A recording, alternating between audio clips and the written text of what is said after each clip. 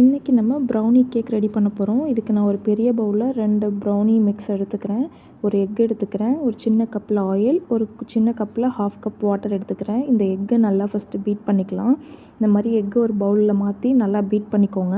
இந்த மாதிரி பீட் பண்ண பிறகு அதில் ப்ரௌனி மிக்ஸ் 2 கப்பை வந்து ஆட் பண்ணி அதையும் நல்லா மிக்ஸ் பண்ணிக்கணும். இந்த மாதிரி மிக்ஸ் ஆன பிறகு கொஞ்சம் வாட்டரும் நம்ம எடுத்து வச்சுருந்த அந்த ஸ்மால் கப்பில் 1 கப் ஆயிலும் ஆட் பண்ணி ஃபுல்லாக எல்லாத்தையும் நல்லா மிக்ஸ் பண்ணிக்கலாம்.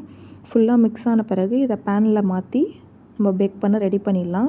இந்த மாதிரி பேனில் மாற்றிட்டு ஃப்ரையரில் எடுத்து வச்சு கேக்கில் ஆன் பண்ணிடலாம். இப்போ கேக் ரெடி ஆயிடுச்சு. இப்போ இதை நம்ம ஓப்பன் பண்ணிடலாம். கேக் ரெடி ஆயிடுச்சு. இப்போ இது மேலே நம்ம கொஞ்சம் சாக்லேட்ஸ்லாம் வச்சு டெக்கரேட் பண்ணிவிட்டு முடிஞ்சிடுச்சு. அவ்வளோதான். தேங்க்யூ.